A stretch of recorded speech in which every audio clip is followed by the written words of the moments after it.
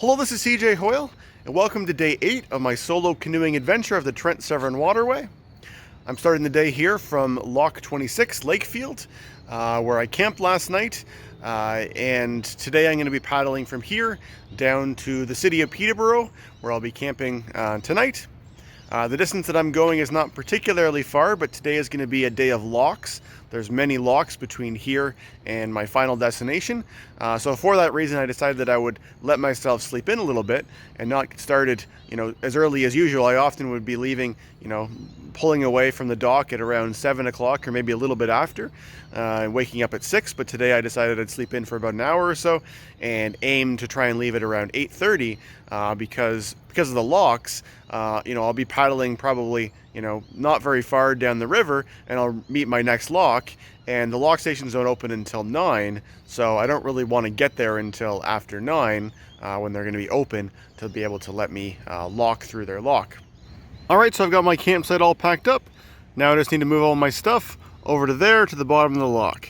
Alright, so I've got all my stuff down here to the bottom of the lock, and all I have to do is go over there and get the canoe and go and pick it up. Alright, so the canoe is fully loaded, and I say goodbye to Lakefield and begin my journey heading down the Otonabee River, where I can definitely see there's some current, so it'll be nice to be pulled with the current. So from here at Lock 26 Lakefield, I'm hoping to get as far as Lock 20 Ashburham, located next to Little Lake in the heart of Peterborough. This journey down the Otonabee River will include many locks placed pretty close together. Within the city of Peterborough, the river veers to the west, while the waterway follows a long man-made canal to the Peterborough Lift Lock, which is right before my destination. Alright, so here I go, beginning my journey to Peterborough. So the first lock station I'll be going through is called Sawyer Creek, and I can already see it up ahead. Alright, so the time is showing us 9 o'clock right on the nose, which is right when the lock station opens. It looks like they're doing some construction of the dam over there. While I'm waiting for the lock, I'm going to have some of my overnight oats breakfast. Alright, so now I'm in the lock. Alright, one lock down, several more to go. There you can see the water coming out of the dam. There's definitely quite a bit of current. So it's nice to be going with the flow of the river. Well, here's the next lock station coming up. This one's called Douro. Well, there's an interesting looking boat. It says Parks Canada on it, and it looks like they probably use it for maintaining all the brush that grows along beside the canal. You can see they've got all kinds of tree branches and limbs on the front of it. Either that or they're trying to camouflage the front of the boat.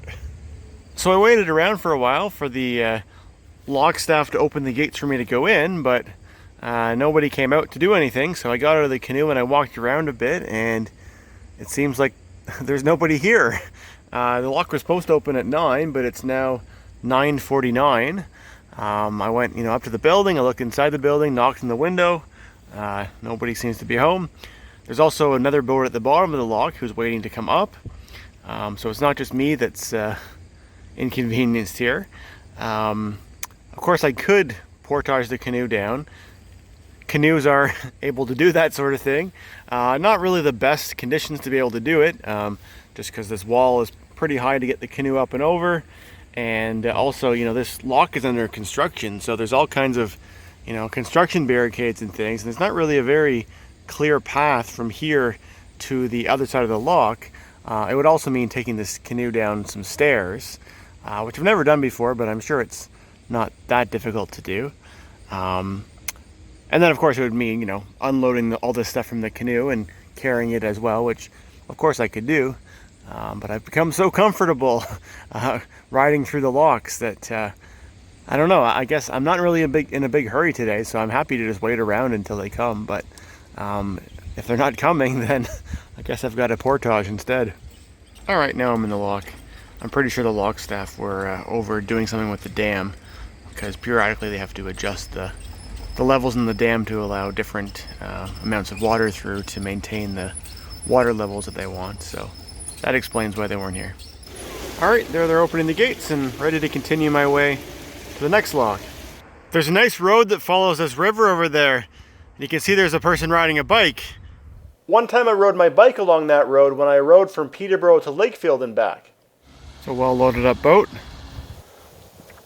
Alright, so there's the next lock. This one's called Otonabee, same name as the river. I can see they've already got the gate for the lock open in anticipation of my arrival. So this is Otonabee Lock, Lock 23, and my third lock of the day. All right, down through another lock, onward down the Otonabee River. It's really neat how the banks of the river are just sedimentary rock like that. And not much further down the river is the next lock, which is called Nassau Mills. The other canoeists that I met yesterday were planning on coming this far and camping here, and it looks like it's a really popular spot to camp. There's a few more tents over here as well. Just like at the last lock, they've already got the gate open in anticipation of my arrival. The lockmasters usually call each other and let them know what's coming.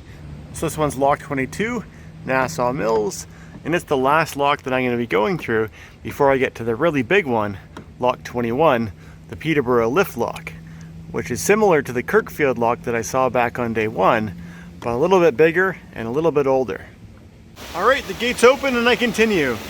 So coming into view up on the left is Trent University. It's a university that's built on either side of the Otonabee River, and I'm sure it was named after the Trent-Severn Waterway. Relatively small university. There's a sign over there that says caution swimmers ahead, although I don't see any. This pedestrian bridge here connects together the buildings of the campus, which are on either side of the river. This really is a beautiful part of the river. There's somebody rowing, and the guy in the motorboat must be the coach, giving some instructions. So up ahead the river splits over to the right, but the canal continues over to the left. So of course I'll be following the canal side and not going into that dam over there.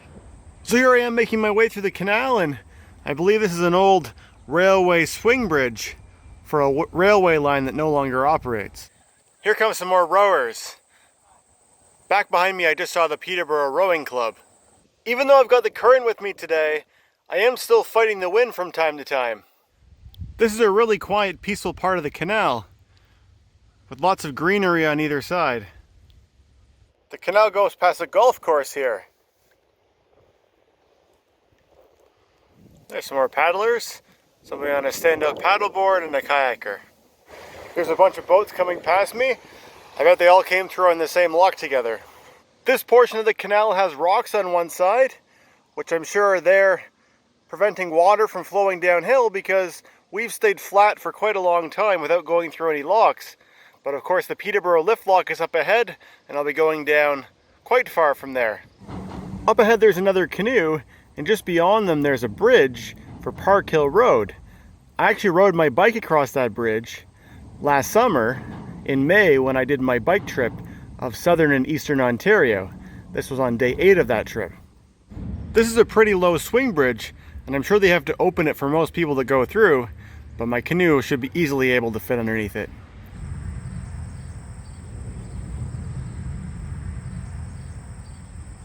So according to the sign, it's bridge number 7, Warsaw Road, even though the road that goes across it is called Park Hill Road. Up ahead the canal has rocks on both sides. This here is a bridge for a small road called McFarland Street. And that Canadian flag I can see in the distance is the Peterborough Lift Lock. Alright, just about there. And it looks like I'll have lots of spectators when I go through. So unfortunately this lock is not functioning as usual this summer, and it's operating on a limited basis right now due to some type of maintenance concern. This means that only one side of the lock is operating, and apparently it moves a lot slower than usual. I've already been waiting for about 10 minutes for this side of the lock to come up so that I can go inside. Alright, so I'm tied up inside the lock now, and they're just closing the gate behind me and getting ready to begin our journey down. From here I can peek over the edge and see that we have a very long way down.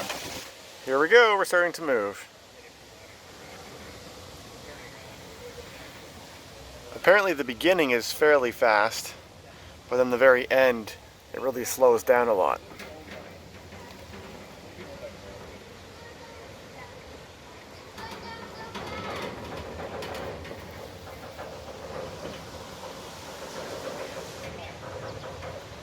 So we've moved down considerably far so far, and you can see there's some tourists watching from halfway down.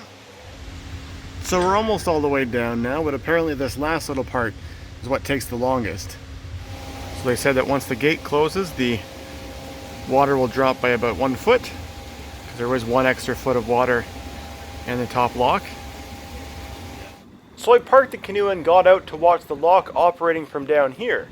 You can see that the side of the lock that I came down in is now moving back up, and they seem to be pouring water into the other side. This is not part of the normal operation of the lift lock, and it's related to the maintenance issue which has forced them to only operate one side right now. Parks Canada hasn't provided any detail about what exactly is damaged, but they say that it's still completely safe. So when I had heard that the lock would take longer than usual to get down, I thought that I might eat my lunch while I was in the canoe, but it really didn't end up taking that long, so I'm just going to stop here and have my lunch sitting while I watch the lock operate. I'm having raw corn on the cob once again, and also a peanut butter sandwich. Alright, so here we go. We're starting to lower it down. You can see the bottom one is starting to go back up. So the pressure in the hydraulic cylinder is balanced between the two, because both tubs weigh approximately the same weight, and they both have approximately the same amount of water in them, except the one on the right, they've added 1 additional foot of water, which makes it heavier, and that forces the one on the left to go down. So you can see that the one on the left has at least 1 boat in it. I can see the flags on the top of it. You can see the hydraulic rams in the bottom of the tubs. So they're connected together. So the Peterborough Lift Lock went into operation in 1904, and it has a lift of 19.8 meters, and it's the highest hydraulic lift lock in the world. There are 2 hydraulic lift locks on the Trent-Severn Waterway. The other one's in Kirkfield, which I went through back on day 1 of my trip. The one in Kirkfield is about 5 meters shorter than the Peterborough Lift Lock. And after these boats that are in the one on the left come out, then this big tour ship will go in, as well as a couple other boats, and then it looks like there's a load of kayaks who are also making their way up the river. I'm not sure whether they're going to go in the lock or not, but it's certainly possible. And the one on the left is almost down all the way to the bottom.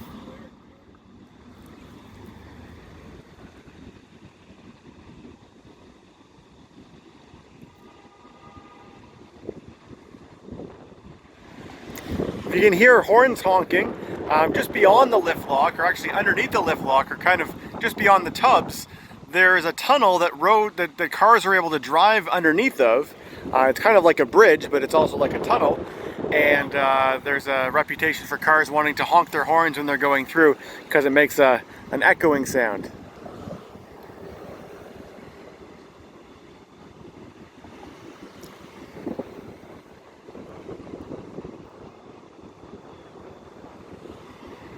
So now that I've got a chance to see the lock operating from the ground, I'm back on the water again, heading to my final destination for today, which is the next lock, which is called Ashburham. Straight down that way and around the corner. Here's another railway line with a big swing bridge, and I think this one does still operate because there's still railway crossing signs for the vehicles traveling over the same thing. So I've arrived here at the lock station, and as I usually do, I'm going to walk around and scope out the camping areas before I bring my canoe down to the other side. So lots of places for camping down here at the bottom. Now I just need to find a place where I'll be able to get the canoe out of the water. So right here on the shore of Little Lake, that looks like a spot where I should not have too much trouble getting the canoe out. Alright, so back in the water and making my way through the lock. Alright, loaded in the lock, and here we go down. Alright, so there the gates open on my last lock of the day. This houseboat and the lock up on the left, they were moored at Lakefield last night, so I recognized them. Alright, so the canoe's out of the water, and I got all my stuff here. Now I'm going to pitch my tent right there. So there's where I came down through the lock, and here I've got my tent pitched, and that water body that's just beyond here is called Little Lake. So I purchased my camping permit, and I just see the big tour boat is pulled into this lock here. Almost fills the whole lock. So the land that's directly across from here, with all those trees over there, that's a cemetery. And my grandfather's buried in that cemetery. So before I go for dinner, I think I'm going to paddle across and go pay him a visit. So I made it across the lake, and here's the cemetery. I have to say, it's a really nice cemetery. It's nice that it's right beside the lake like this. On this lake, there's also a beach over there that I could go swim at, but I'm not really feeling in the mood for a swim today. So I'll just make my way back over there to the lock station. So it's now about 4:30, and I'm gonna make my way down towards downtown Peterborough to find something for dinner. So there's downtown Peterborough over there, and to get there I have to cross over this, which is the Otonabee River. And for me to get there, there's this bridge that goes along beside the railway bridge. So like I mentioned, across the river, that's downtown Peterborough, and that building over there with the white thing on the roof, that's the Quaker Oats factory, which makes the oats that I eat in my overnight oats breakfast every morning. Peterborough seems like a really nice town to walk around in. Looks like I'm getting closer to downtown. I have to say I'm quite impressed by Peterborough's dedication to cycling infrastructure. They have a bike lane, a protected bike lane nonetheless, on the downtown main street. Quite a nice downtown. Here you can see some expanded patios to help deal with the pandemic. So I found a patio spot here on Hunter Street at a restaurant called La Hacienda, which is a Mexican restaurant.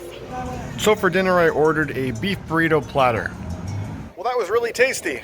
I definitely would recommend this place if you're in Peterborough.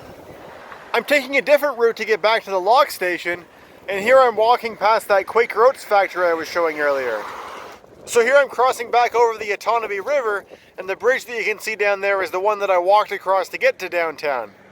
Alright, so I made it back to the lock station, and it looks like tonight I'm not going to be the only person camping here. But thankfully all my stuff looks to be still in place where I left it. Alright, so that'll pretty well wrap it up in terms of day 8 of my trip.